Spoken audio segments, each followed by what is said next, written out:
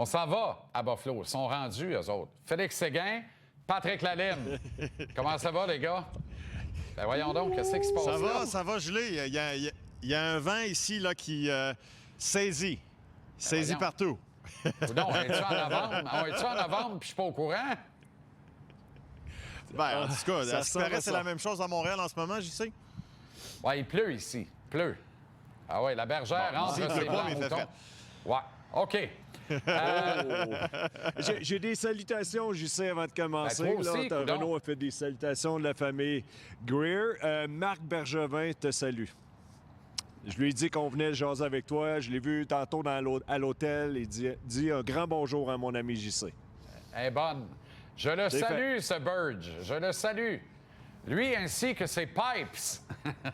Prends un soin jaloux de sa condition physique. Va te dire en affaire. C'est spectaculaire. Hulk Hogan peut reposer en paix. Marc est là. OK.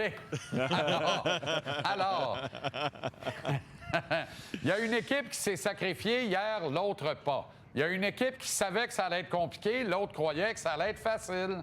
Pas chercher bien plus loin l'idée, l'explication de la défaite, les gars. Non, puis tu sais, ça peut être dangereux, cette histoire-là. Là. Je pensais, là, j'avais un meeting Zoom avec moi-même, j'en ai pas mal ces temps-ci. Tu sais, on s'est retrouvés hier. Canadien en avance 2-1. Je pense que j'y sais. En tout cas, moi, j'ai vu le Canadien gagner. Je me suis dit, OK, le Canadien va éliminer les Sabres à Buffalo jeudi. On s'en va en Caroline. Mais là, c'est le contraire. On crée l'égalité. Le Canadien pourrait perdre demain, pourrait perdre samedi. Puis là, ça change vite. C'est peut-être pas ça qui va arriver, mais en l'espace de 5 jours, là, on passe d'un côté et de l'autre. Là. Je parle évidemment comme observateur et comme amateur. Comme joueur, c'est un peu différent. Là. Bien, c'est drôle, mais veux pas, ce sentiment-là trotte dans ta tête quand même. Là. Tu passes si près, puis là, tout est à recommencer encore une fois. C'est ça la beauté des séries, puis c'est ça l'expérience d'essayer d'effacer, de recommencer. C'est la cassette plate, là, mais c'est vraiment comme ça qu'il faut que tu gères. On recommence, on a encore une chance, on a une opportunité, c'est toujours comme ça. Mais tu sais, JC, tu parlais de se sacrifier. Les Sabres, là, en troisième, je ne sais pas combien de fois j'ai dit dans le match hier qu'un joueur des Sabres bloquait un tir. Là. Au total, les Canadiens, dans le match hier, JC, c'était 75 tentatives de tir. On en a bloqué une trentaine. Alors, tu sais, là, cette force des Sabres, JC, qui est la défense, là, savoir défendre, les Sabres ont retrouvé leur identité, particulièrement en troisième période hier. Ouais, OK.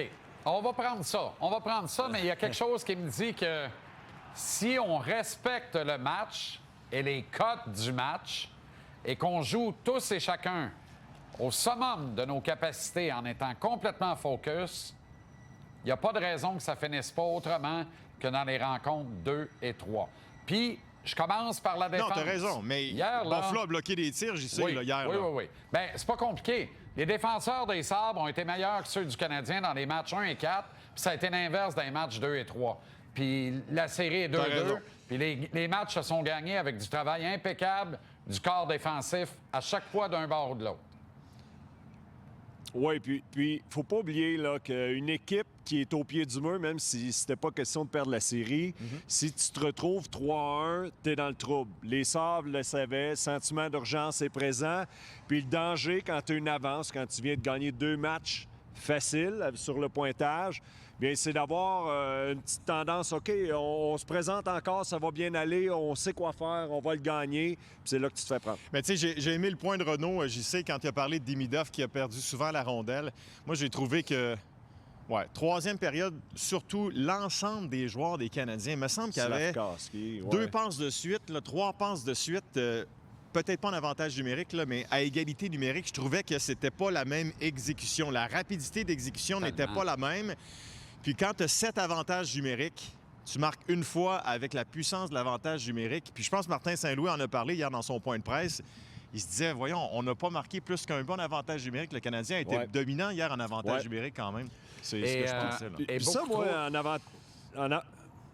en avantage numérique, j'y sais, là, on essaie de voir qu'est-ce qui pourrait être une solution. Moi, je me demande si, à quelque part, on ne fait pas juste un changement Slavkovski-Demidov.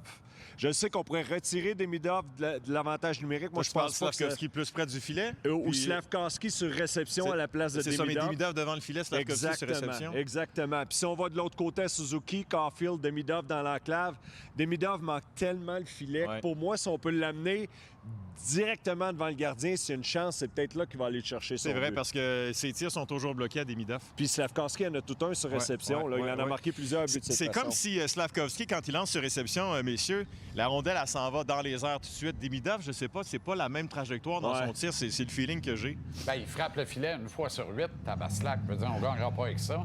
Bien, c'est ça. Au rayon des stats, là, beaucoup trop de bagarres à 1 contre 1 perdu aussi hier. Faut que tu gagnes tes duels à 1 contre 1. Faut que tu sois dominant dans cette phase de jeu-là. Faut que tu domines l'adversaire dans la bagarre à 1 contre 1. Faut que tu domines l'adversaire dans les revirements. Faut que tu domines l'adversaire dans les tirs bloqués, idéalement. Quoique, si tu es dominé dans cette phase-là, ça veut dire que tu as fait quelque chose de bien parce que tu as lancé plus souvent ou tu as attaqué plus souvent. Mais trouve des lignes de tir. T'sais, hier, là, manque de focus, selon moi. Hey, devinette, les gars, en terminant. Je vous dis, point 961. Je réfère à quoi? Quelle est la question? On joue à Géopardy, en fait. Ça doit être l'efficacité de Dobèche. L'efficacité de Dobèche après une défaite en série? Dans les matchs 5, 6, 7. Ah, Pierre, Georges! Nous avons de très beaux prix à Géopardy, dont d'ailleurs voici la description.